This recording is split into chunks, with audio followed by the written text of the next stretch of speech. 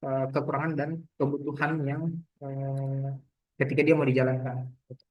Nah, kita masuk dulu di terminologi ya, terminologi. Kalau kita belajar, hal yang paling dasar itu tahu dulu yang mau dipelajari itu apa gitu. Jadi memahami apa sih pengertian ataupun dasarnya si e-commerce gitu. Nah, kalau ditanya e-commerce itu apa? Jadi e-commerce itu menggambarkan cakupan luasan teknologi, baik itu proses gitu ya, praktek. Tujuannya itu adalah kita mau bertransaksi bisnis. Jadi segala sesuatu yang kalian bikin ya, ada di dalam proses teknologinya, ada prakteknya, kalian bertransaksi bisnis, misalkan ada orang jualan, ada yang beli, itu kita sebut dengan e-commerce. Sederhananya contoh, kayak kalian datang ke toko kelontong, fotoin saja rotinya, bikinkan tempatnya gitu ya, entah online, entah kau bikin itu dalam bentuk blog, entah kau bikin itu dalam Facebook pun, itu udah masuk kategorinya e-commerce. Ya, jadi kalimat singkatnya sih e-commerce itu adalah kalian bikin satu teknologi, ada proses prakteknya di mana orang bisa transaksi tanpa menggunakan kertas. Itu diingat, nah, tanpa menggunakan kertas dan media yang lainnya sebagai sarananya mekanisme untuk transaksi. Itu perlu ditekankan di kepala. Oh, berarti e-commerce itu yang proses orang jual beli barang tidak ada bentuknya kertas yang dicatat uangnya, tapi lewat elektronik. Kata sendiri itu namanya elektronik. Commerce itu artinya perdagangan. Gitu. Nah, eh, bagaimana model flow-nya? Dia menggunakan transmisi data dari elektronik sehingga membantu proses bisnis yang ada. Nah, kalau cerita ke e-commerce, bahkan e-commerce itu sudah lahir lebih dulu daripada kalian. Gitu. Kenapa dibilang lebih dulu? Bahkan lebih lebih duluan lahir daripada saya juga. Gitu. Nah, kenapa bisa? Dia sudah lebih dari 20 tahun. Gitu ya. Dari 20 tahun e-commerce sudah ada. Mungkin di kepalanya kalian tahunya e-commerce ya, apa saja Shopee gitu kan. Eh, Tokopedia gitu kan, Bukalapak dan seterusnya. Dulu orang sebutnya itu ada namanya ADI. Jadi Electronic Data Interchange. Jadi kalau orang mau belanja eh, mungkin kalian tidak dapat zamannya di Bluetooth paling singkat itu infrared. Pernah dengar nggak? Orang tukar data itu pakai infrared. Zamannya bapaknya mamamu atau mungkin kakekmu nenekmu. Kalau mau transfer kirim apa musik itu dulu pakai infrared. Disambung ke ujungnya nih HP dengan HP. Gitu. Nah, kalau kalau sekarang kan kalau mau kirim biar via WhatsApp juga, kalau mau kirim file kan bisa. Gitu kan. Kalau dulu dia pakai electronic data interchange, dikasih mepet gitu dia punya device. Gitu. Dulu jasa ada namanya jasa suntik lagu dan lain-lain ada. Nah, saya bukakan ini biar kalian lihat apa namanya sampel contohnya gitu.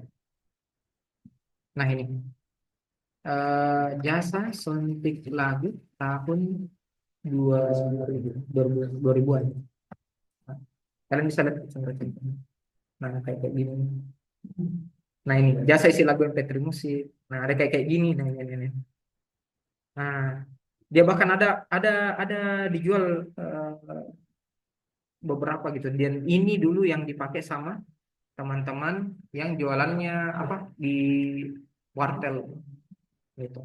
Ada banyak yang udah main. Dari orang dulu startingnya apa? Mainnya dulu dari jasa jualan ganti skin, jualan musik yang dibajak. Nah, itu dulu. Gitu. Ya, jadi main course-nya data interchange di sana lah. Gitu. Itu yang main. Saya lanjut lagi. Oke. Sorry, ini saya sambil rekam nah, karena teman-temanmu biasanya ada yang minta untuk diambil gitu, gambarnya dan perlu di record. Nah, lanjut lagi. Kalau tadi ada ADI, kemudian ada FT, nah, itu dulu ya mulai dari tahun 1970-an, FT. Nah, terus ada kartu kredit. Kartu kredit mungkin kalian kenal yang sekarang-sekarang ada, tapi dari zaman dahulu itu sama aja modelnya itu tetap bentuknya card. Yang bikin mahal itu bedanya adalah ada yang kartu-kartunya platinum, yang warnanya hitam gitu. Jadi kalau kuliah itu koko-koko, cici-cici gitu, yang celananya pendek-pendek begini gitu tuh. Itu untuk kamu belanja-belanja. Itu kartunya yang warna hitam gitu. Dulu pakainya. Nah, terus masuk main ke automated teller machine bahkan sampai dengan via perbankan orang belanjanya via telepon. Kalau dulu orang bahkan iklan di apa jualan makanan, bahkan jualan peralatan itu di TV dulu. Ya, TV show. Jadi orang jualan dia kasih lihat.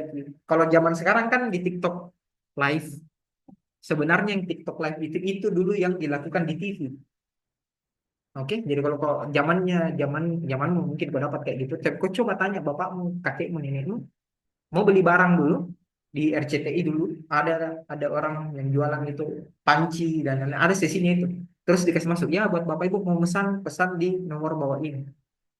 Jadi dia nelpon itu ke nomor yang ada di televisi, baru dia kasih masuk alamatnya kemana, baru dikirimkan barangnya. Nah, kayak gitu. Jadi kalau kita cerita sejarahnya e-commerce sebelum mau ada, sebelum gua ada, nenek kakekmu kayaknya udah dapat memang gitu, ya. Perbankan via telepon dan yang lain. Nah, sehingga kalau kita cerita di dunia bisnis ini, aktivitasnya antara satu dan lainnya itu dia punya jaringan khusus. Kalau kalau tingkatan kita dulu kan terestrial, dia pakainya mungkin TV. Ya, sekarang enaknya karena sudah ada internet, kalian bisa lihat dalam bentuk live. Live juga ada banyak. Kalau TikTok kan dia pakai keranjang kuning gitu. IG dulu ada namanya IG Shop, pernah dapat Instagram Shop gitu kan. Ada juga kalian bisa belanja, cuman sekarang kayaknya udah ada jadi dilepas ke kita. Nah itu beberapa sampai dengan komersialisasi lahir dalam bentuk website sendiri. Nah masifnya e-commerce dulu itu di awal-awal sama si Bukalapak sama Tokopedia kalau kita sejarahnya di Indonesia ya. Nah tapi kalau kita cerita di industri paling pertama yang buat trending pasar e-commerce itu adalah si ada tahu nggak Alibaba. Alibaba. Hah? Nah itu yang China. Bahkan sekarang sudah berubah juga namanya Taobao. Kalau kalian coba tahu Taobao. Terus zamannya kalau dulu juga ada OLX gitu. Dan seterusnya itu dulu masuk pasar marketplace Indonesia di awal-awal. Gitu ya. Nah, terus elektronik commerce ini juga sendiri sudah sampai dengan pendatang baru dari skala internasional ya. Kalau sekarang udah ada namanya AliExpress, Ali apalah begitu, pokoknya Ali-Ali lah di belakang. Nah, itu tadi sejarahnya kalian bisa lihat, oh ternyata itu bahkan sudah lebih dari 20 tahun. Orang itu belanja dulu via telepon, dilihat gitu barangnya. Orang bisa bertransaksi pakai kartu kredit, tapi modelnya orang hitam platinum kayak gitu. Terus dia di interkoneksi, interchange ya. Ada formatnya ada ADT sama ADI, ADI. Nah, terus untuk e-commerce sendiri, kalau ditanya Ki, bagaimana pengertian atau terminologinya lebih detail. Nah, dia dibagi-bagi ya. Pertama, kau bisa bahas dia dari sisi komunikasi. Kalau di sisi komunikasi, kayak pengiriman barang, jasa, kayak gitu ya. Pengiriman barang, jasa, itu semua masuk ke ranah e-commerce, tapi melalui sarana elektronik. Jadi komunikasi tak juga sama kalau kita belanja di Tokopedia, itu kan nggak nelpon kok langsung ke dia kan. Nah, kalian komunikasinya dia via chat. Hah? Kau tanya barangnya ready atau tidak. Tapi tidak sekencang kalau kalian nelpon langsung. Kan beda kita. Bahkan ketika ada keluhan ataupun yang lain, ketika kau belanja di sana, via chat juga. Kau nggak nelpon. Kan gitu. Jadi semua sarana elektronik gitu, dia mainnya. Nah, terus perdagangannya bagaimana? Jadi penyediaan sarananya sama, kemudian pembelian dan penjualan produk ataupun jasa, dia juga sudah main di sisi perdagangan melalui apa? Lewat internet, gitu ya, melalui internet. Nah, bagaimana dengan proses bisnisnya? Nah, kalau kita cerita proses bisnisnya, selain karena dia menggunakan elektronik, bukan berarti barangnya juga berupa virtual. Tidak. Tapi sampel ataupun bentuk barangnya itu modelnya virtual. Kalau kalian lihat e-commerce yang saat ini, eh, ada banyak nah. Bahkan ada nih yang bikin modelnya itu dia model virtual. Kayak kau mau beli baju, gitu kan. Kau sudah bisa berfoto di depan layar. Terus kau bisa tes ketika kau pasang bajunya di badan. Ada yang pernah dapat nggak e-commerce yang model begitu? Jadi modelnya kayak VR ataupun augmented reality AR gitu. Terus kok bisa pakai nih bajunya seolah-olah kayak lagi pakai bajunya. Itu perkembangan teknologi yang sekarang juga. Terus bagaimana dengan pelayanannya? Kalau di pemerintah sama. Nanti kalian akan lihat, oh ternyata pemerintah juga kalaupun mau bercerita e-commerce, uh, pemerintah juga itu kalau pernah dengar debat presiden ada disinggung-singgung gitu istilahnya e-purchasing, e-budgeting. Pernah dengar nggak waktu pidato jadi presiden? Ada di purchasing, budgeting, atau kalian nggak nonton debat presiden gitu? Nggak kayaknya ya. Eh, dia bercerita tentang bagaimana itu kalau orang mau belanja tapi di sisinya pemerintahan, itu pemerintah juga ada. Jadi dia nggak bisa langsung beli produknya, tapi dia lewat e-commerce-nya pemerintahan. Nah, akhirlah namanya e-katalog. Nah, jadi kalau kau lihat pemerintah mau beli laptop, dia nggak bisa langsung beli Tokopedia atau Shopee. Ya, ada marketplace-nya sendiri. Nah, ini contohnya ya. Saya kasih lihat tuh. Contohnya kayak gini. Ini ya. Nah, contohnya kayak gini. Kalau di kita namanya itu adalah e-katalog. Gini. Nah, setiap daerah itu punya marketplace sendiri-sendiri. Kalau ini e-katalog berarti satu Indonesia. Nah, sekarang sudah beda versi lagi. Nah, kalau di Sulawesi Selatan, pemerintah provinsinya namanya adalah Baju Bodo. Ini ya. Ini marketplace-nya punyanya, e-commerce-nya punyanya eh, pemerintah provinsi Sulawesi Selatan. Ini contohnya. Kalau mau belanja, nanti dicek nih barang apa yang mau dicari. Gitu. Nah, ini punyanya siapa? Sulsel. Gitu ya. Jadi ngeceknya kayak gini. Tuh. Oke. Sulsel Prof itu domainnya pemerintahan lah. Kan go.id itu government ID. Nah, menyesuaikan juga dengan segmentasinya. Contoh, kalau kita cerita lagi, pengadaan di sekolah. Gitu. Bahkan sekolah, kalau kalian dulu sekolah, itu mau beli bangku, kursi, kipas, itu sekolahmu nggak bisa langsung beli di Agung. Nggak boleh. Nah, ada aturannya lagi. Namanya adalah Sipla.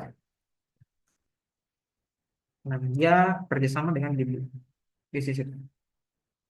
Namanya Sipla. Ini lihat lah. Ini Sipla. Jadi, ini segmentasi untuk sekolah. Sekolah. Bahkan foto presiden saja harganya 300.000. Padahal ini berapa harganya kalau pergi kan? Paling cheap 20.000. Gitu. 100.000 tapi masuk ke 300 ribuan. Nah, gitu. Ini nah, ini sih Plana. Terus e-commerce untuk BUMN. BUMN itu tahu enggak? Contohnya BUMN. Badan Usaha Milik Negara. Tahu nggak? Hah? BMKG beda lagi. Nah, Pertamina itu BUMN. Apalagi yang kalian tahu? Bank BRI, Bank BNI, Bank Mandiri itu semua BUMN. Apalagi yang kalian tahu? PLN betul. Itu BUMN. Telkom betul. PDAM itu BUMD. Nah, beda adik-adik bedakan adik kalau cerita biar biar masuk kan. BUMD berarti badan usaha milik daerah. BUMN badan usaha milik negara. Jadi kalau BUMD itu contoh nih, oh berarti tadi yang kita sebut gitu kan. Pokoknya yang dikelola sama unit usahanya daerah berarti BUMD. Kalau yang dikelola unit usahanya di negara atas berarti BUMN. Pertamina kan di seluruh Indonesia ada Pertamina kan. Telkom di satu Indonesia ada Telkom gitu. Toh. Tapi kalau PDAM itu dikelola sama air di daerah tak. Tidak sama itu air daerah tak dipakai sama daerah lain kan beda itu. Tidak mungkin mau kirim kan beda gitu. Nah intinya teman-teman pahami itu. Nah kalau BUMN dia namanya adalah apa lagi namanya marketplace. Ketik aja ya marketplace BUMN. Lupa apa namanya. Ini padi namanya padi. Jadi kalau kita cerita e-commerce gitu ya adik-adik menyesuaikan segmentifnya, menyesuaikan perkembangan zamannya dan yang lain. Ini akan beda-beda ki semua segmentasinya. Jadi kalau cerita ki, kalian ditanya gitu, mau kak beli, kalian mau berbisnis ya misalkan. Terus kau punya kenalan, kenalanmu itu adalah orang yang kerja di Bank BNI, Bank Mandiri dan yang lain. Anggaplah kau produksi kue lah. Gitu. Kan, jual kue kuemu di sini. Karena kan Bank BNI, Bank BRI beli produknya di kau melalui ini. Nah, oke. Kau punya guru, ada kenalanmu guru enggak? Kenalanmu kepala sekolah. Pasti dong, kan kalau kau sekolah kan ada kenalan guru gitu. Tiba-tiba kau masuk kuliah kan aneh gitu kan. Gitu. Kau punya guru, kau punya dan lain-lain, kau bisa berbisnis di sekolah. Dengan cara apa? Kau bikin akun di Siplah. Lalu kau ajak guru, aku kepala sekolah, untuk belanja produknya masuk ke akun Siplah. Nah, Oke, dipahami ya. Jadi berbeda segmentasi marketnya, berbeda juga model perkembangan zamannya. Sehingga itu negara bagi-bagi. Gitu ya. Kenapa tidak satu saja? Nah, jawabannya adalah mau melihat key traffic yang kalau di sisi e-commerce ya, kita mau melihat traffic di sisi perkembangan segmentasinya masing-masing. Begitu. Nah, saya coba kasih lihat sesuatu yang mungkin akan menggugah kepala kalian. Kan ini bisnis digital. Ya, harapannya sih kalian bisa jadi pebisnis lah. Walaupun sederhananya pakai e-commerce kayak gini. Saya coba uji coba. Saya coba bikin satu akun di Sipla. Ya, saya coba masuknya sebagai penjual. Saya lupa Siplanya pakai apa ya. Saya coba cek Sipla ya. Ini saya coba pause dulu. Report. Nah, ini. Masing-masing setiap e-commerce punya perbedaan ataupun signifikannya sendiri. Itu yang pasti dilihat. Jadi layanan konsumen, manajemen itu semua sama. Gitu kan. Nah, terus di sisi pembelajaran sama. Jadi kayak kau mau bikin pelatihan, pendidikan, universitas dan lain-lain itu sebenarnya sudah di e-commerce juga.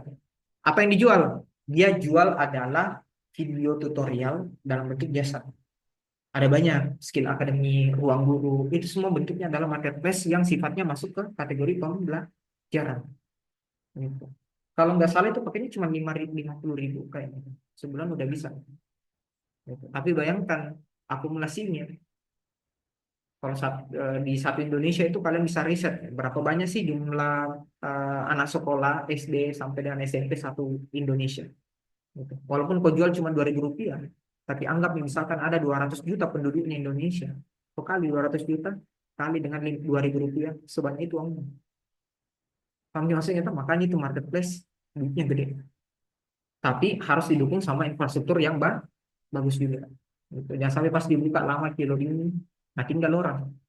Tingkat kesabarannya manusia Indonesia itu di riset 10 detik. Yes. Tingkat kesabarannya manusia Indonesia itu 10 detik. Jadi kalau kamu membuka website lebih dari 10 detik, login Upin itu pasti nu close. Baru buka ke website yang lain. Kayaknya bahkan ada yang di bawahnya itu deh. Coba gini, kau tanya diri, kalau kau buka website, 2 detik saja atau 5 detik, nu tunggui atau nu close ki? Kira-kira kalian pilih mana? Di close kan? Baru buka ke website yang lain untuk cari referensi atau yang kalian tuju gitu kan gitu. Nah itu ada risetnya nah. Nah itu harus didapat bahwa oh, website yang kalian buat nantinya misalkan e-commerce, walaupun kau bukan buat nah. Karena kalau di prodi bisnis digital minimal kau tahu habit perilakunya orang gitu. Kau tahu market itu seperti apa. Itu yang kita cerita kalau di bisnis digital. Beda kalau kita cerita sistem informasi, beda kalau kita cerita anak informatika. Gitu. Mereka pure harus ngoding, tahu bagaimana caranya bikin. Kalian yang nentuin requirement, kayak kasih syarat gitu. Saya mau websiteku jangan lebih dari 10 detik. Kenapa? Ya karena dari hasil riset itu 10 detik tingkat kesabarannya manusianya Indonesia. Ya, gitu. Nah, bagaimana cara mengukurnya? Ada lagi. Itu nanti ya di pertemuan selanjutnya. Bagaimana cara mengukur kecepatan sebuah website? Itu kan harus tahu ya bagaimana. Nah, terus ada juga yang modelnya kolaborasi antar mitra organisasi. Ini contohnya adalah marketplace-nya di Shopee Food. Contohnya juga di Gojek. Itu sama. Kalau kita cerita Gojek, Shopee Food punya ruang gudang makanan enggak? Enggak ada. Gitu. Gojek punya kendaraan enggak? Tidak ada. Tapi dia mengalahkan aset punyanya Garuda. Garuda itu punya pesawat. Bayangkan omsetnya lebih gede dibandingkan Garuda yang punya pesawat. Kenapa bisa? Karena modelnya kolaborasi intra dan antar organisasi. Gitu. Jadi kalian bisa berpikir, oh e-commerce juga bisa kita bikin kalau kita kolaborasi dengan orang. Gitu. Contoh ya, Kotak Max Ride. Nah, tahu Max Ride itu yang sepanjang jalan. Tahu nggak itu dari mana kendaraannya? Kira-kira. Ada yang tahu nggak? Nggak tahu. Itu kendaraannya dari PT Bajai. Namanya. PR. PT Bajai. Jadi PT Bajai yang produksi motornya. Dia kerjasama dengan Max Ride. Jadi orang yang mau berbisnis transportasi antar beli barang, dia kerjasama. Orang yang bayar cicilannya itu dibayar memang sama si Next Ride. Nah, nanti si orang yang berbisnis Next Ride itu yang akan mencicil uangnya masuk ke Next Ride. Sekaligus orang yang mengantar barang dia dapat untung juga. Nah, begitu skemanya dia. Itu namanya adalah kolaborasi antar dan intraorganisasi. Itu modelnya. Jadi kepalamu coba berpikir, nah, oh bisa ini jadi marketplace. Bisa saya bikin kayak begini. Kayak gitu. Beda itu kalau nggak disuruh bikin aplikasi. Kalau disuruh berpikir bagaimana proses bisnis yang bagus.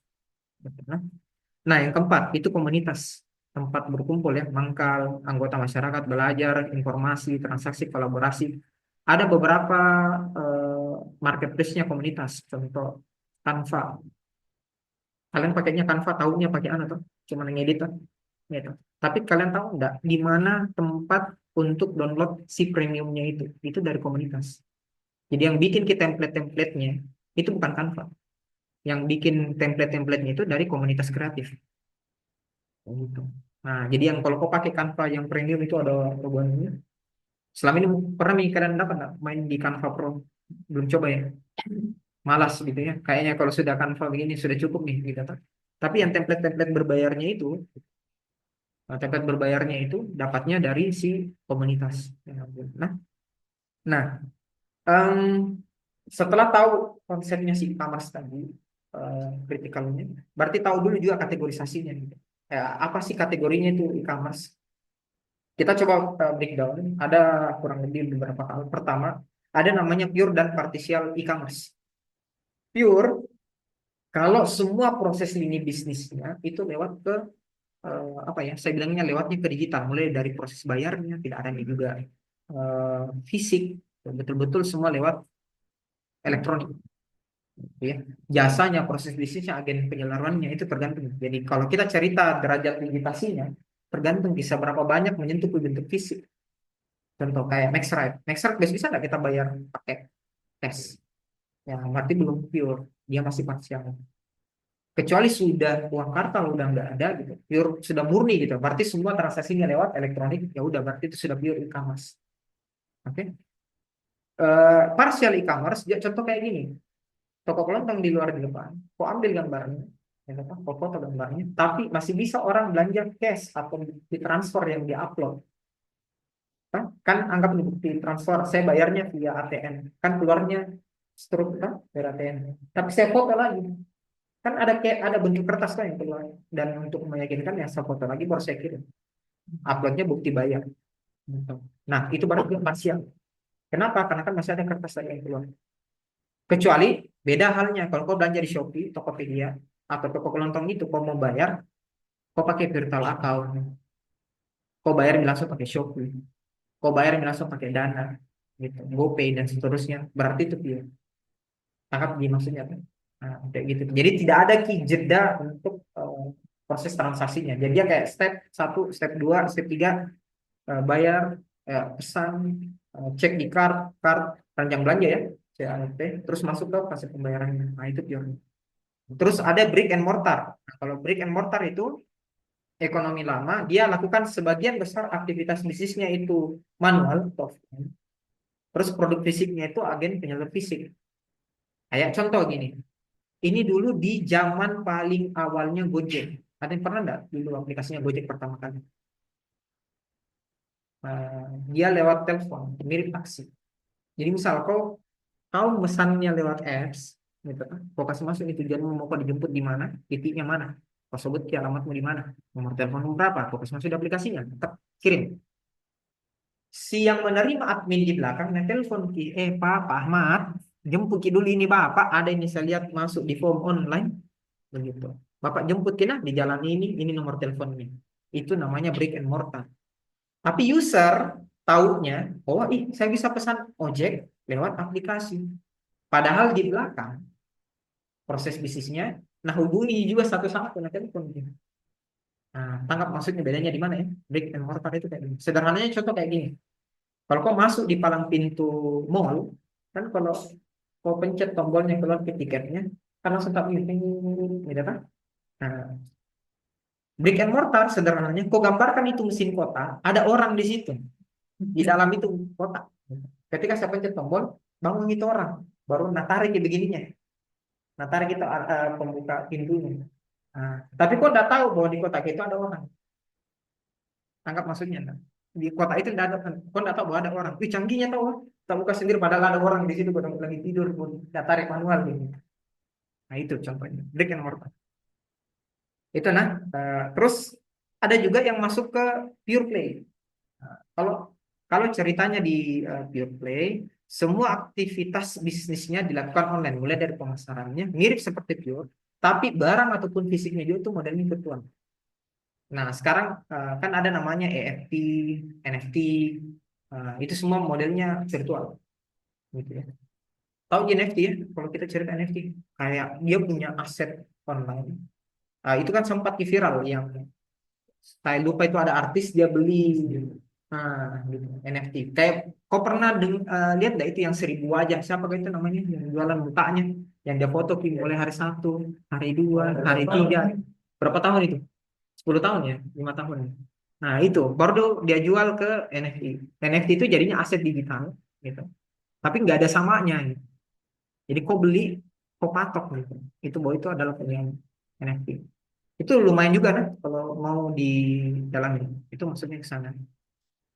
Ada isi atau tapi aktivitas bisnis utamanya dilakukan di dunia fisik. Nah, ini berarti setengah tadi, tapi dia kayak ada form, tapi masuk ke dalam visi pengantarannya pun juga ada sebagian yang offline dan online. Terus ada pasar elektronik, marketplace. Nah, ini kayak bertukar dan jasa uang informasi semua masuk ke sini. Nah, kalau kita cerita dimensinya kurang lebih kayak gini. Nah, semakin ke atas itu bentuk produknya itu udah bentuknya virtual, parsial ya. Semakin ke kanan berarti juga modelnya itu adalah playernya atau pembelinya itu juga virtual. Jadi nggak ada ketemu fisik dan lain-lain. Ini masif dulu pada saat zamannya COVID. Gitu. Dulu kan orang dilarang ketemu kan. Jadi ketemunya itu via virtual, dia pakai kacamata VR, barang-barang mau dibeli di dunia VR kayak gitu. Nah, dulu ada istilahnya itu expo virtual. Nah, itu dulu ada namanya expo virtual. Kalian bisa buka-buka itu ada modelnya expo virtual. Di dalamnya itu dia taruh informasi produknya, jualannya. Lalu orang bisa bertransaksi di dunia augmented reality ini. Kayak gitu. Nah, jadi bisa startingnya ke physical. Kalau berarti bentuknya physical product, berarti ketemunya dengan physical agent. Gitu ya. Kadang juga bisa bertemu di physical produknya, tapi ada juga yang digital agent. Nah, kalau pure elektronik, kalian bisa lihat ini kan yang panah ke atas. Pure elektronik berarti bentuknya adalah virtual produk, prosesnya juga itu virtual, terus yang orangnya di dalam juga virtual. Nah, ini kayak semakin di ujung. Ini kayak dimensi X, Y, Z lah kayak ini. Kalau kalian lihat ini kubus nih, semakin ke sana dan di atas berarti itu pure elektronik. Dia di kiri virtual sih, tapi masih butuh physical agent gitu. Masih butuh physical agent, itu namanya partial electronic commerce. Nah, sekarang umumnya di kita itu masih ada di tradisional commerce yang dibawa. Orangnya ada Mbak jaga di toko kelontong, barangnya juga miliki langsung, berarti itu masuk tradisional commerce. Gitu. Nah, itu yang di Nah, bagaimana dengan karakteristiknya? E-commerce itu baru disebut e-commerce kalau ada transaksi dua belah pihak. Tidak mungkin kau yang jual, kau beli juga. Oh, aneh memang nih. Itu karakternya simpel, jelas, clear. Terus apakah selamanya barang? Tidak. Dia bisa juga berbentuk jasa ataupun informasi yang dijual. Yang itu juga e-commerce. Zaman sekarang itu banyak yang jualan juga modelnya kayak produk digital, kayak tutorial, e-books. Nah, dia taruhnya di mana? Di links, LINK itu, link, link.id. Nanti mungkin di sesi selanjutnya bisa kasih lihat kan itu dashboardnya link.id. Terus ada eh, proses medianya, pakainya internet dan lain-lain. Mekanismenya bagaimana? Ya berarti ada akses online ads-nya. Kalau bisa starting dari standar ordernya, jadi ada customer, gitu kan.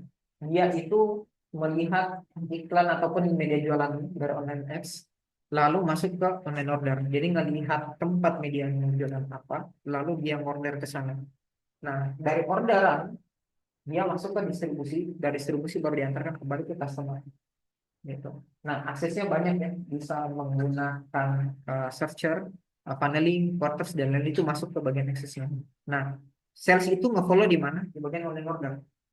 Kalau dulu kalau dulu sales Nah datangi Ki, nah kasih lihat di brosurnya, nah, suruh kau memilih belanja. Kalau sekarang ketika kau belanja masuk di keranjang belanjaan, gitu Pak. Bahkan online sales itu nanti telepon Ki, Pak nggak jadi Ki beli itu. Saya lihat ada nih masuk di keranjang tak. Saya nggak tahu kalian kayaknya generasi apakah generasi yang kerjanya cuma taruh di keranjang belanja baru nanti di cash out kayak begitu kok mungkin sekarang ya. Ada ya yang begitu. Nah, tapi itu kayak kau bikin wishlist gitu. Padahal itu ada di fitur namanya wishlist. Tapi kalian mungkin malas gitu. Tidak nu cash out ya kasih tahu milih keranjang belanja deh. Kan kayak gitu tak. Nah, di belakang itu ada sebenarnya sales yang memantau eh, yang sudah masuk keranjang belanja baru ditelepon di satu-satu. Itu kalau yang di kejadian ada beberapa kamar semua. Gitu. Pak jadi jika beli ini kulihat ada yang di keranjang tak tapi tidak kita anu tapi cash out Pi. Nah, bilang mau ke saya, "Nggak ada uangku mbak, siapa tahu mungkin." Nah, untuk struktur dan klasifikasinya bagaimana? Ya ini ada B2C-nya, business to customer. Kalau contoh sederhananya yang kau gunakan sekarang, gitu ya, Tokopedia, Bukalapak dan lain itu B2C, gitu ya. Jadi kayak retail online B2C. Ada juga kadang itu B2B. Jadi kayak dari bisnis ke bisnis ketemunya di platform online.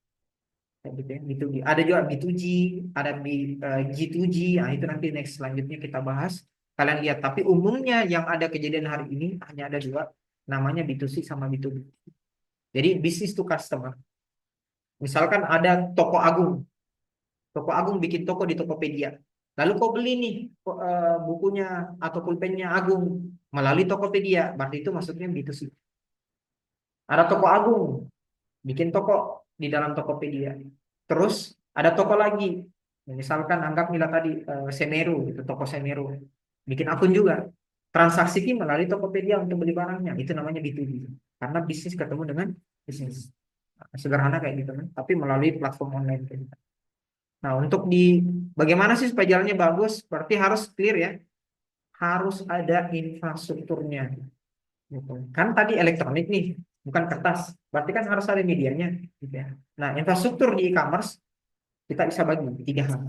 Pertama, internet pahamlah kalian ya. Kalau kita cerita internet, kamu belanja Tokopedia dimanapun kok, mau kok di Papua, mau kok di negara Kutub Utara, bisa aja selama di internet. Kan? Gitu. Ada juga yang mainnya di internet. Nah, apa maksudnya internet Kak? Jadi kayak jaringan yang miliknya perusahaan atau organisasi, dia pakai protokol internet. Jadi kayak begini, kok ada di negara Kolombia, lalu satunya di Indonesia. Kau mau belanja lewat jaringan, itu tidak bisa. Kau harus setel dulu IP-mu sama dengan IP yang ada di Kolombia dan Indonesia, baru kau bisa belanja. Itu namanya intranet. Nah, oke. Ada juga namanya adalah extranet. Nah, jadi kalau extranet paling sederhananya, karena ini dia melalui internet menghubungkan beberapa intranet.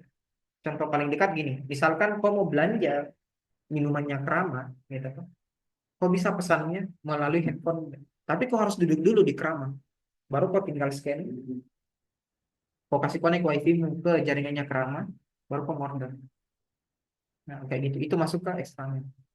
Gitu. Eh, ada juga perpaduannya internet dan extranet.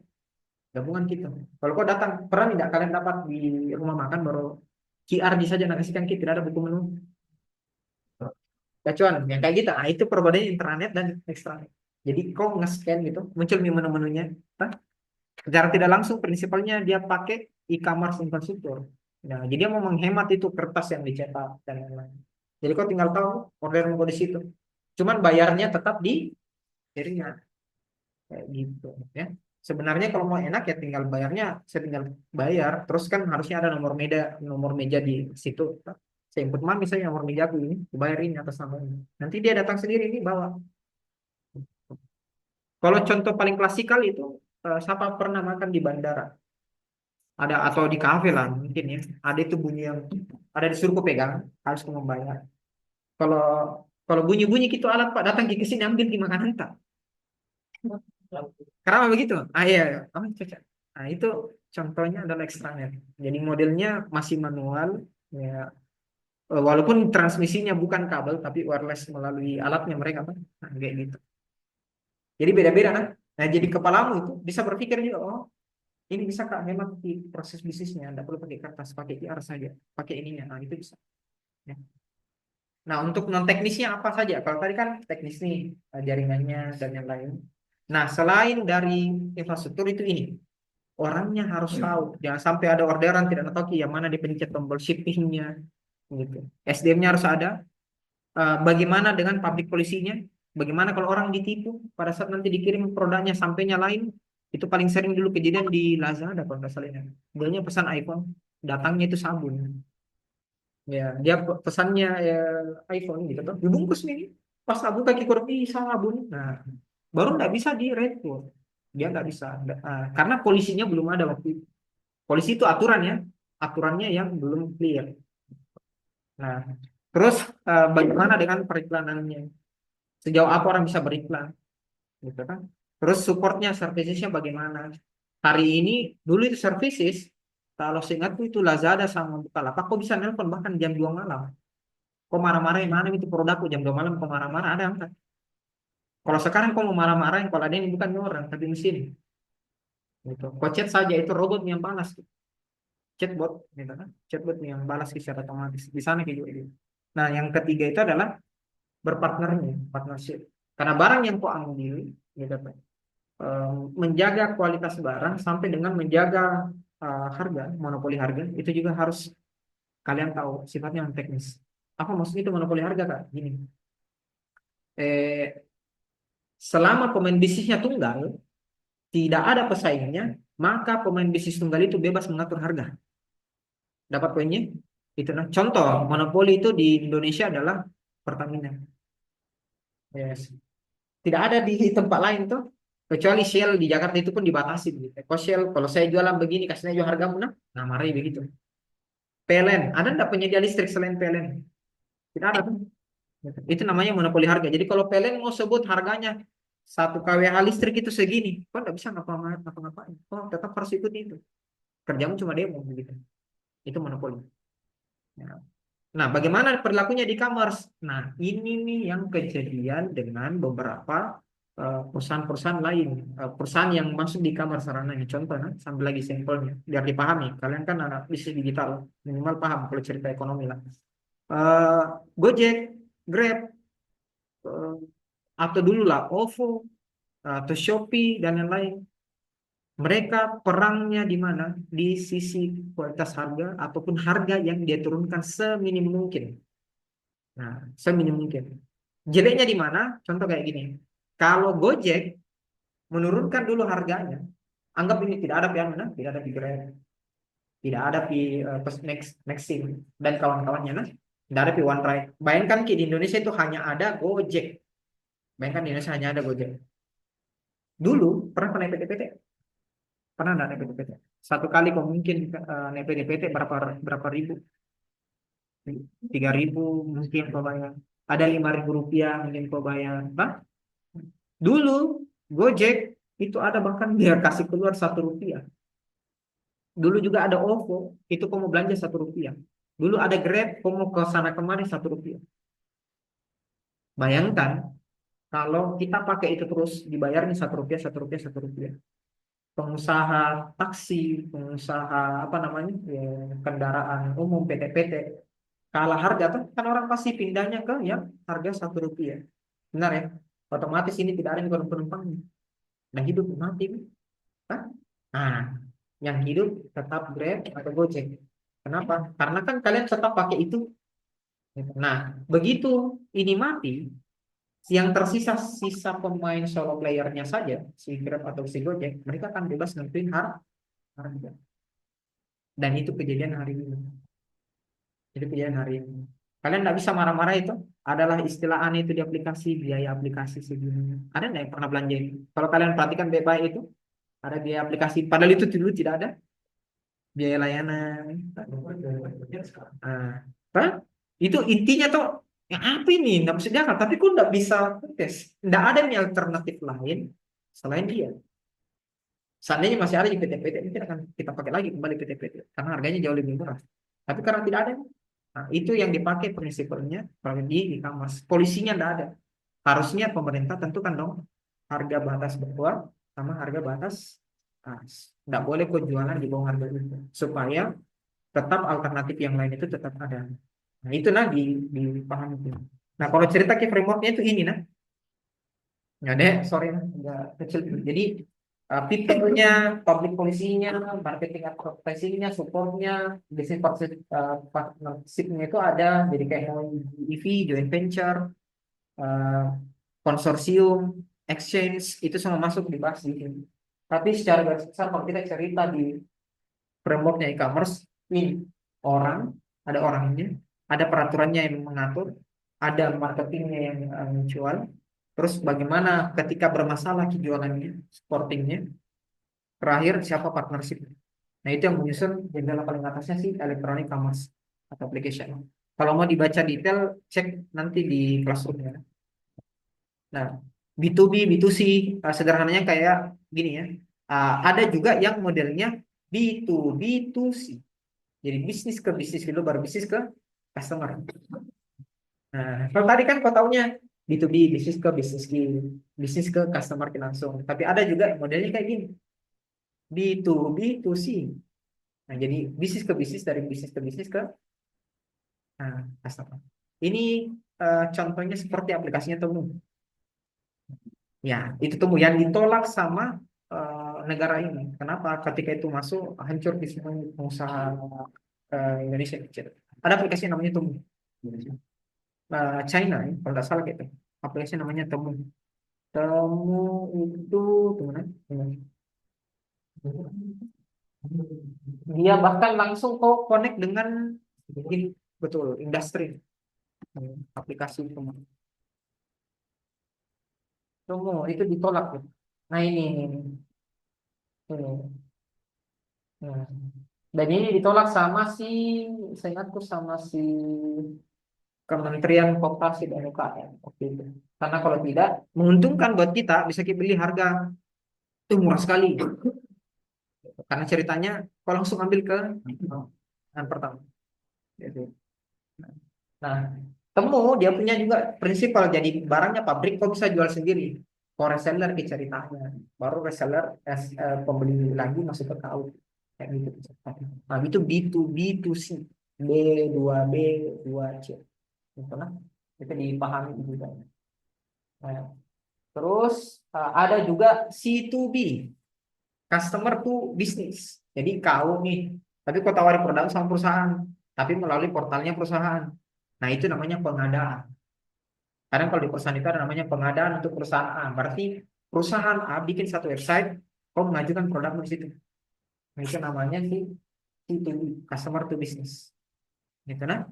Tuh, ada satu websitenya sendiri. Nah, ada juga dari customer ke customer. Nah, jadi si to si. Gitu ya. Kau bikin kue, ngejual ke Tokopedia. Baru ada yang beli ki dari Tokopedia, situ sih. Karena kau perorangan. Kecuali kau bikin perusahaan, ya udah berarti masuknya pintu sih. Nah, gampangnya kayak gitu.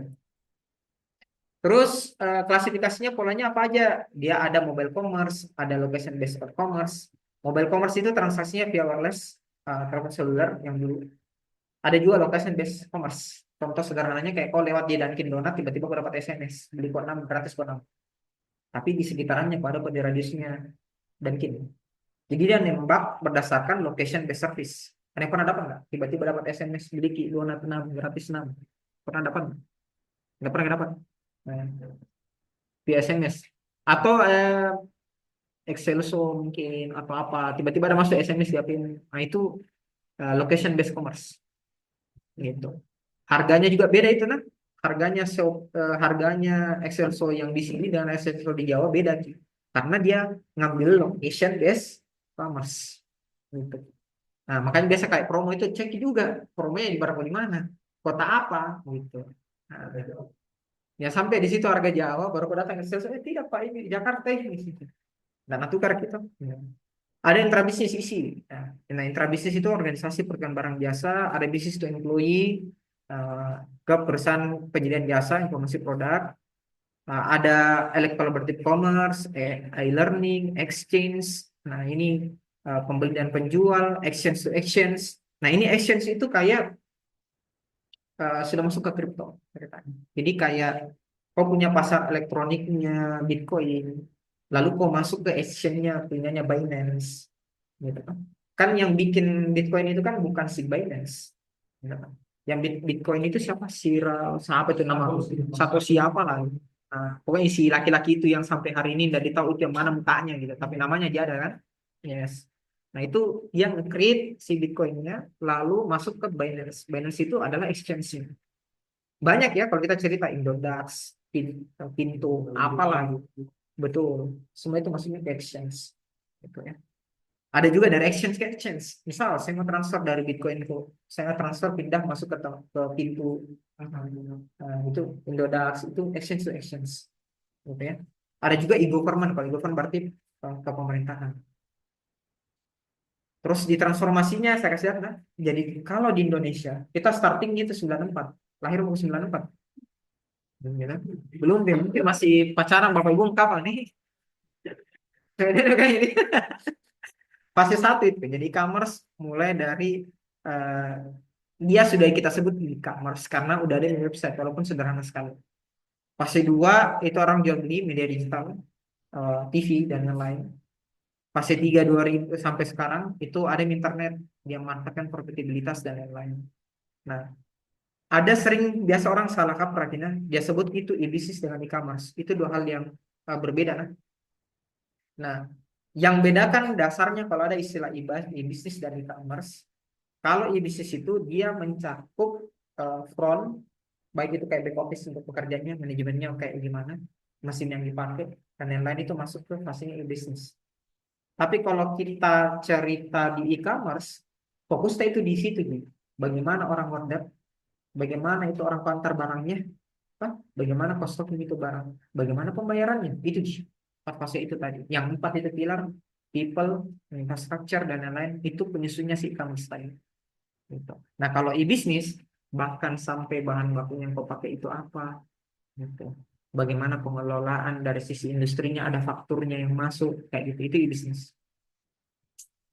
Kalau kegiatannya ada promosi online, orang dagang online, belanja, internet banking, kedua ada TV interaktif, bahkan sampai ke email.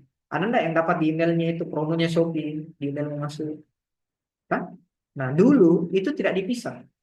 Kalau chatnya atau emailnya Shopee masuk untuk penawaran, masuk langsung di Primary. Sekarang kan kalau kau buka emailmu ada itu, dia bagi-bagi per tab ya. Ada Primary, terus apalagi satu kalau dia masuk ke promotion ya.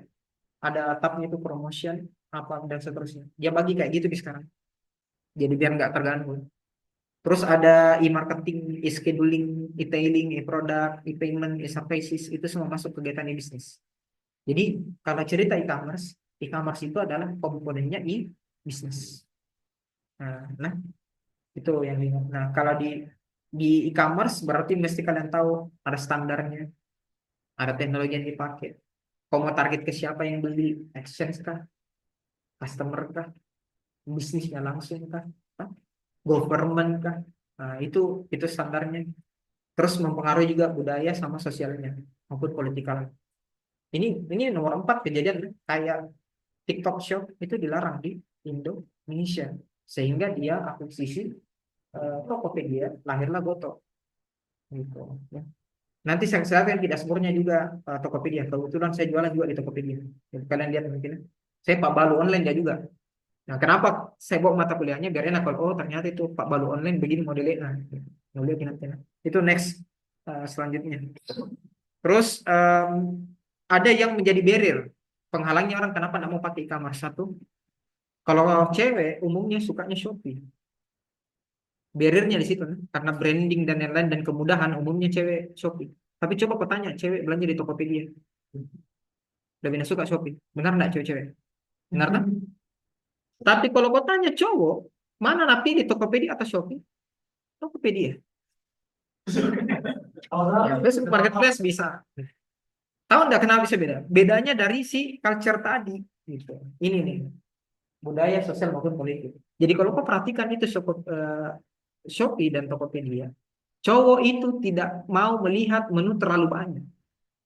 Sehingga banyak line space-nya, Tokopedia itu tidak pakai. Makanya target ke segmensialnya Tokopedia itu ke cowok. Cewek itu senangnya, mau kak lihat yang satu kali milih, kalau bisa aku dapat semua informasinya, aku dapat semua ya. Makanya mereka suka di Shopee.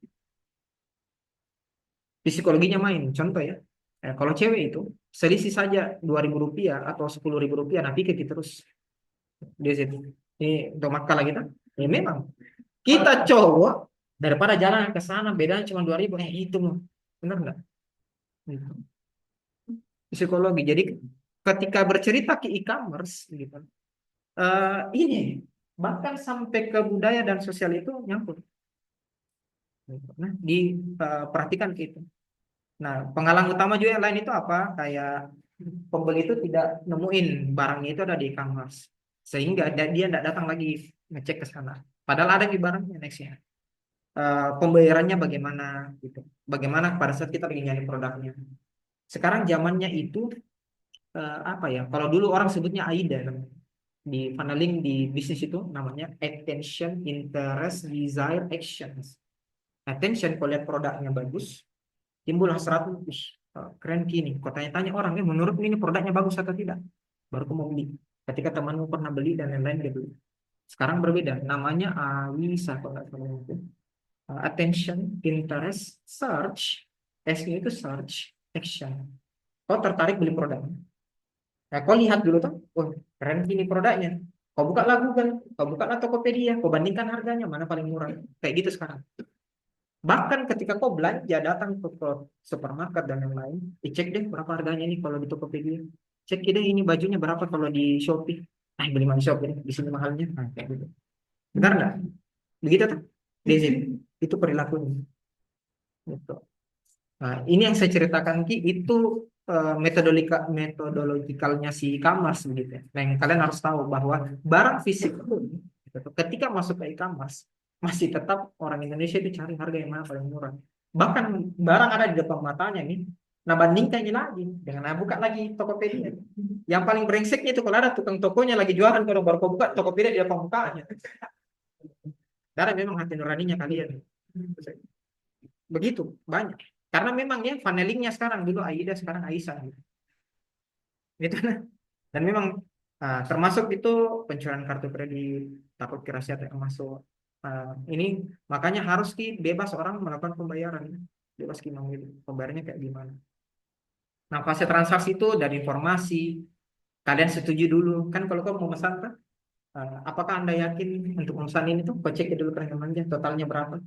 Nah, itu masuk ke information agreement, kau setuju, kau centang ini yang kau mau belanja, terus ada settlement. Settlement itu kau pilih mau bayarnya pakai apa.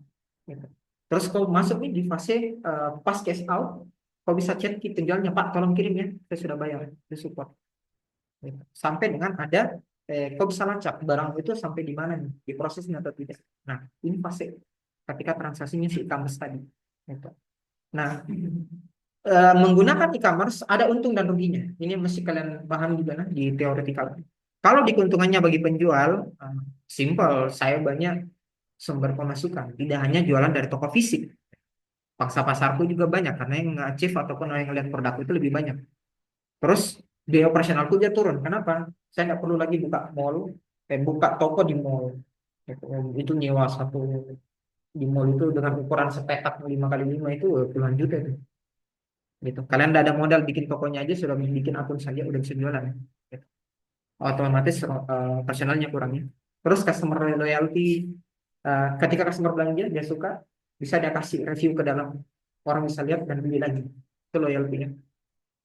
Terus supply yang manajemen itu lewatnya si keuntungannya si penjual juga. Kan.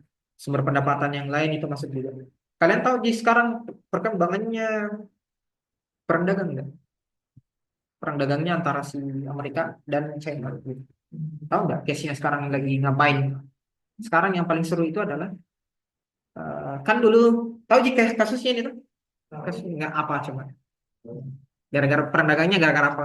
Di startingnya dari mana Ki? Si Trump bikin kebijakan ketika ada barang yang mau masuk ke negaranya, nah kasih naik pajaknya. Berapa? Ada yang 37%. Kita kenanya 30-an, kurang ajar juga. 35%. Misal kalau harga barangnya di sini 100.000 masuk ke sana dikasih kena lagi 35%. Gitu. Naiki otomatis harganya jauh tinggi harganya. Nah, marahlah Cina tinggi juga. Dia bikin. Pokoknya kalau ada barangnya mereka masuk di negara aku kasih naik di 107% kalau nggak salah ini kan. Nah, jadi mereka naiki 2 kali lipat harganya plus 7%. Marah lagi Cik, marah lagi anu. Trump, dapat serang balik nih. Sampai pada akhirnya China mengunci barangnya kok bisa belanja di e-commerce untuk barang-barang yang branded.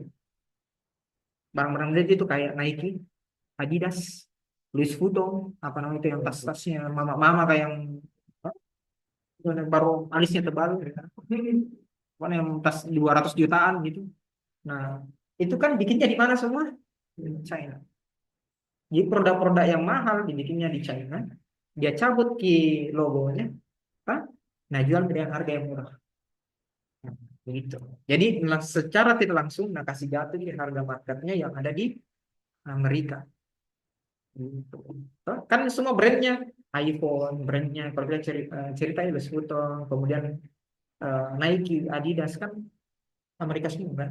Nah, bedanya apa sepatunya? Bedanya cuma ada logo Nike, tanda centang. Bedanya itu di tasnya Louis Vuitton apa ya? Ada trademarknya Louis Vuitton. Jam tangannya yang mahal juga sama. Ada trademarknya tulisannya jam tangan mahal. Sampai apa namanya itu harganya 1 miliaran. Gitu. Nah kayak gitu. Itu cuma cabut tuh. Nah jual 50.000. Ini kok. Orang beli-beli semua ke sana. Karena kualitasnya sama dengan harganya 1 miliar. Kau beli cuma 50.000. Nah, oh, itu. Pintar ke China. Pintar. Makanya itu di China tuh, apapun bisa ada produksi nih, kalau kita cerita. Dan dia murah. Nah, keuntungan pembeli apa? Satu, ragam pemilihan. Kita kan bisa memilih banyak produk kan, kalau kita keuntungannya pakai e-commerce. Ada produk baru, convenient jual shopping tak belanja tak gitu. Nah, ini keuntungan di kita ya. Kita bisa research produk, cari mana harga paling mahal, harga paling murah. Nah, cuman ada kerugiannya. Ini mesti tahu. Kerugiannya apa? Pertama, kadang di foto cantik ini. Sampai barang nah, la ilaha illallah inna lillahi wa inna ilaihi rajiun. Baru dibuka IPA kami. Saya pernah dapat kasus di mana temanku itu belanja kursi sama meja harganya 50.000. Namanya Remlali Peranata. Dia pergi ngomong, bang, saya beli meja kursi. Enggak ikut ke bang promonya. Padahal ini murah sekali nih kursi meja. 50.000. Wah, sayang sekali. Sampai barangnya kursi mejanya sekecil itu. Yep.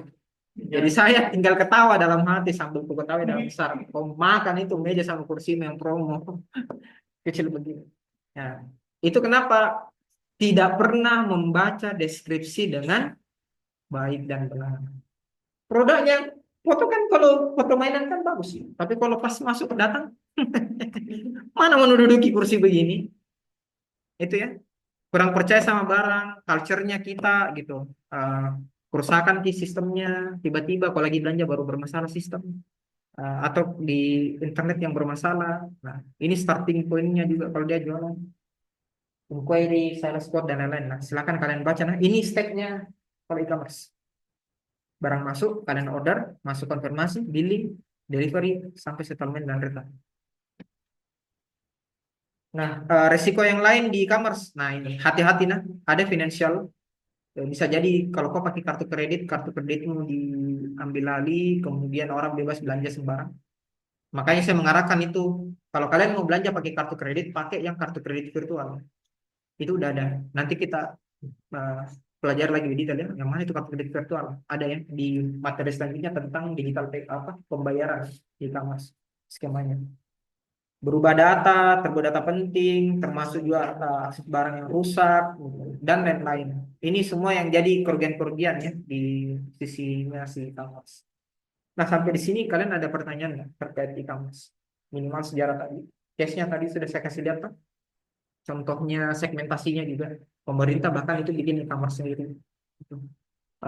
Sekolah juga, Kementerian Pendidikan bikin juga e-commerce sendiri. Kementerian BUMN juga bikin e-commerce sendiri. Namanya PADI. Kalau pendidikan itu SIPLA. Terus kalau pemerintah daerah, contohnya Sulsel itu baju bodoh. Kalau yang nasional namanya adalah e-katalog. Kayak gitu. Jadi kalian bisa bermain sebagai pemain juga di bisnis kayak gitu. Ada yang bertanya terkait pertemuan satu? Ya. Kampus tak belum. Karena apa mau dijual? Perlunya kan di situ tuh people, produk, sales dan lain-lain. Tidak ada kecuali misalkan Kerama, ya kan satu yayasan kita mau jual produknya lewat online, ya baru kita bikinkan itu bisa. Ada lagi, gengs, mau ditanya? Sebelum ada hadiah bukti tanda kasih sayangku ke kalian, gitu. Ada?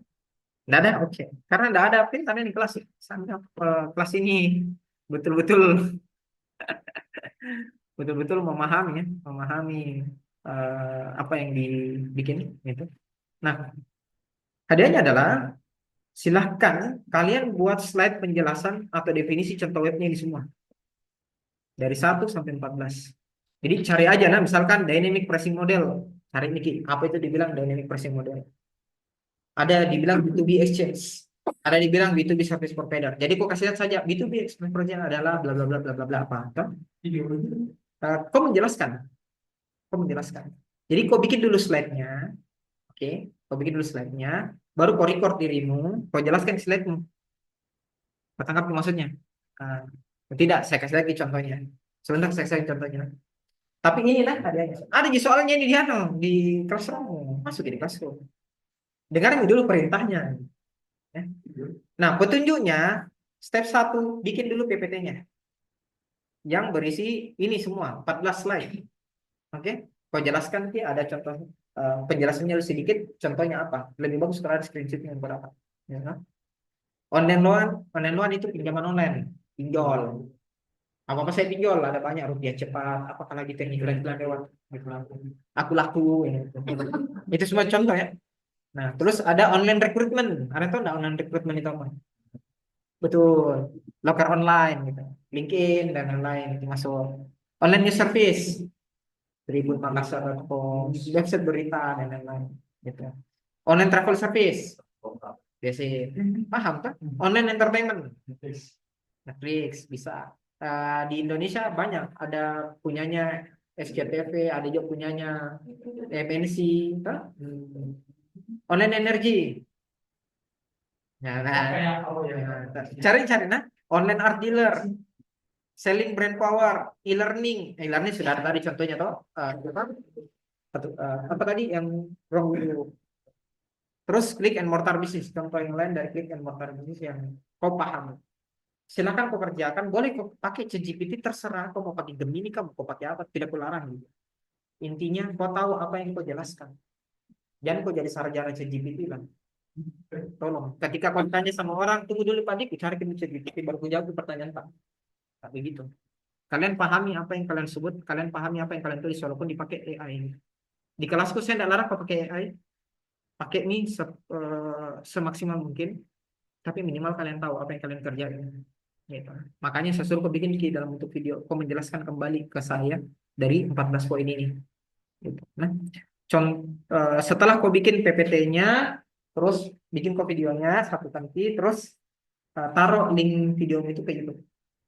Minimal nanti setelah kau selesai dari kampus 4 tahun kemudian ngeliat lagi YouTube mau tapi ini dulu disuruh kerja begini caraku begini tampilanku ternyata dulu waktu kuliah gitu lah dan kau ingat dirimu dulu gitu. Ini kau lagi bikin memorian lah memori dirimu, oke. Nah, contohnya bagaimana, saya coba bukakan contohnya. Jadi eh, kayak punyanya mana ki saya punyanya si arsitektur pertemuan satu. Saya minta kalian menjelaskan dulu untuk kalau kau tahu jelaskan, berarti kau pahami juga apa yang kau bikin.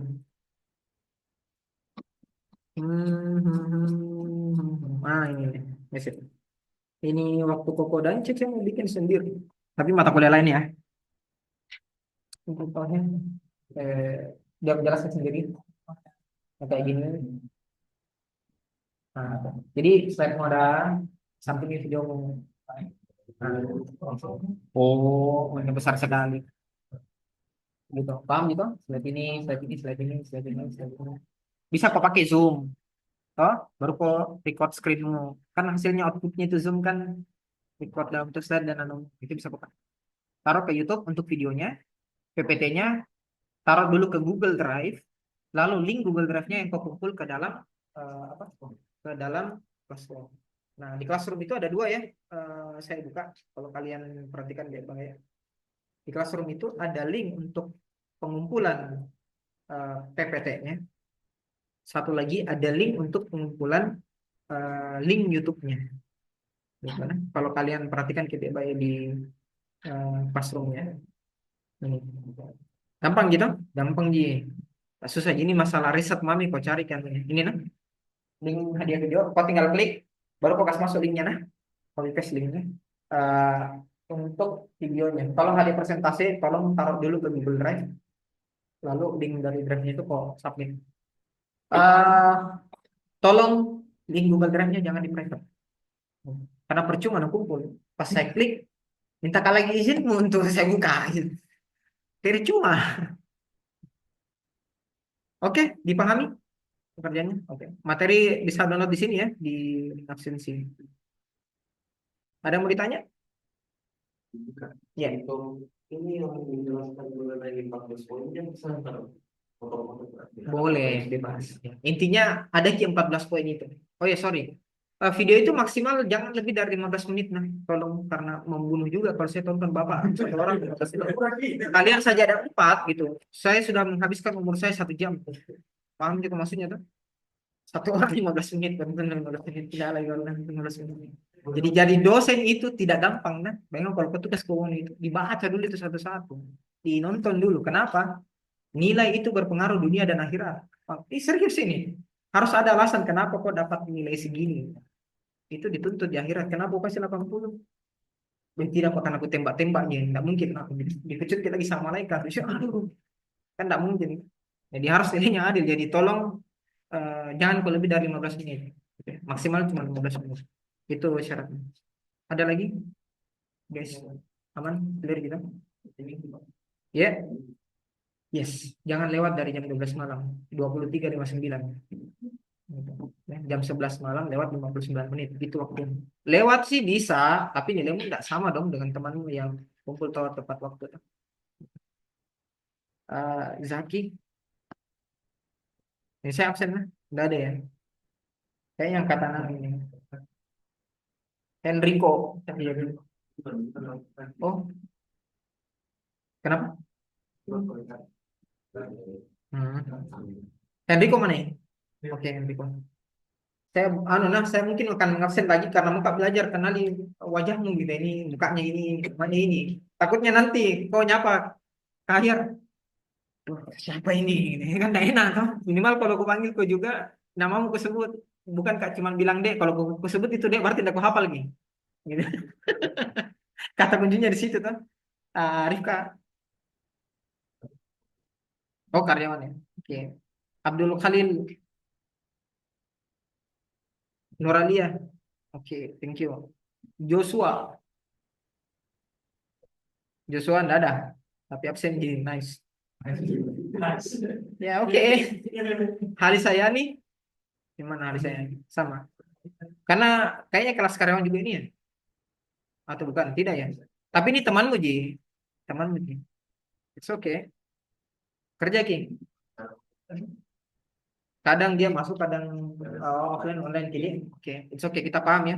Intinya saya minta tolong begini, nah. Adik-adik, kalaupun kau udah hadir berkabar. Sama kerja petugas itu. Kalau dia kemarin tuh poin-poin nilai kan. Intinya kalau mau dapat nilai bagus sama sekali kerja petugas. Ikut komit tes, final tes mau masuk, alam itu. Tapi pastikan juga tugas untuk kerja benar gitu. Ya saya sekejar kumpul juga saja jelas ada salah-salah dong nih. Aduh, Naufal mana? Oke, Naufal. Saya nih tadi ya mana? Yang itu tadi di Keisha. Keisha yang kacamata jilbab, Deka juga kacamata, cowok yang belah tengah. Oke, saya mulai hafal dulu nah. Zahra, ada kini. Rafli, Rafli. Oke, Rafli. Saputra, Riki. Oke, tidak kacamata tapi belah tengah. Oke. Albi, Saputra, Riki. Ruslan. Hmm? Karena dia Irvin. Irvin. Timothy Ronald. Timothy dari Ronald Timothy. Tapi ini yang tak baliknya. Oh, Nelson. Oke, Nelson. Yang warna rambutnya agak sendiri ya, Nelson. Pokoknya saya hafal ini. Saya mulai hafal ya. Warna rambutnya segini Nelson. Jesslyn. Oke, Jesslyn. Oke. Yang cewek ganti baju jilbab sendiri.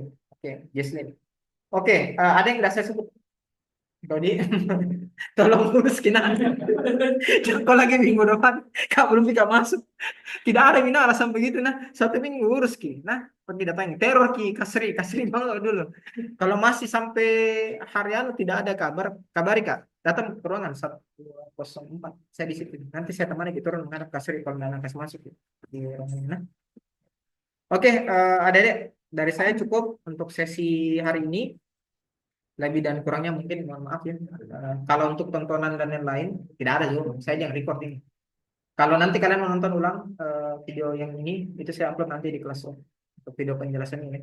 Nah, tapi saya harap kalian kerjakan itu tadi ambil slide. Seharusnya cukup mudah itu ya. Cari aja penjelasannya, terus bikin videonya. Metode belajarnya itu disebut, saya lupa dari Jepang ini metode belajarnya kayak begitu.